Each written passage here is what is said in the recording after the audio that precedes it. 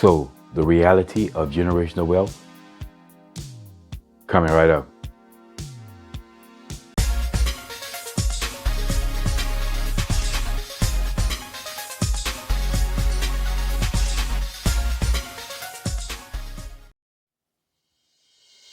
What's up, y'all? Welcome back to Common Sense Logical Reason. And as always, I want to say thank y'all for joining me today. So, generational wealth is one of numerous buzzwords that you hear from a lot of these race hustlers.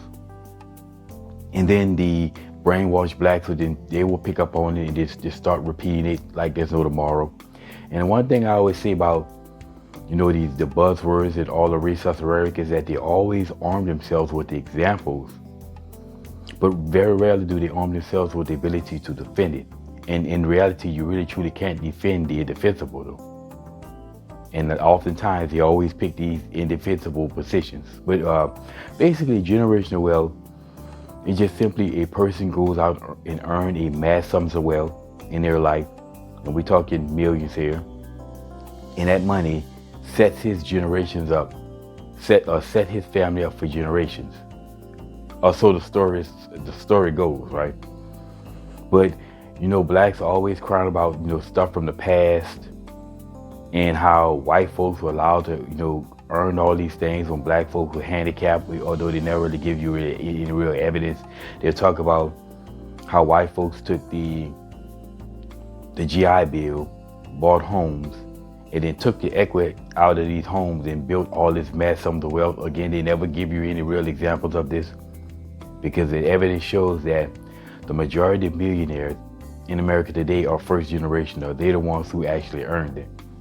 So these people aren't rich because some white person took the equity of a home that they bought with the GI Bill and built all this mass sums of wealth, which is nonsense. Beyond that, I have no problem with generational wealth, because a black person is not being held back from achieving anything in this country. So if you believe that generational wealth is so important, then go earn it. But here's the reality of generational wealth that they never tell you. And the fact is that by the second generation, and this is the children of the person who earned the money, by the second generation of that wealth, 70% of it will be gone. And then by the third generation of pretty much all the wealth is gone.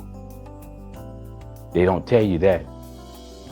So, and the reason why this happens is because, see, the person who actually earns the money had the mindset, the wherewithal, the mentality, and the work ethic to go out there and earn it. But then the generations, right, he'll pass on the money, but he'll try to pass on wisdom and knowledge to them.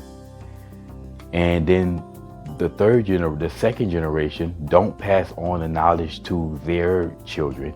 They just pass on the money, and inevitably, these people knew nothing but the wealth. They knew nothing but luxurious lifestyles, and they just spend, and they spend it all gone because they didn't have the wherewithal. They didn't put in the work to go out there and earn it, and they didn't know how to maintain it, because money was handed down, but wisdom wasn't. And this is why the money is always lost. Now, we see evidence of this, for instance, Andrew Carnegie, right? Andrew Carnegie was a wealthy tycoon in the early 1900s, right? He made his money in railroad.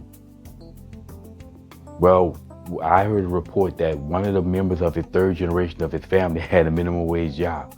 Again, people lose the wealth. So when they talk about generational wealth, this is something that people have to be aware of, because generational wealth then really doesn't mean anything if it's going to be lost. So I would say, again, that doesn't mean don't go out and earn it.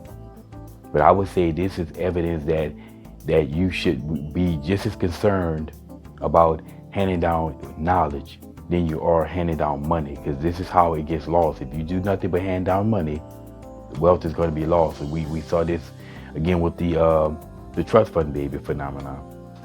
Parents leaving their children money in a trust.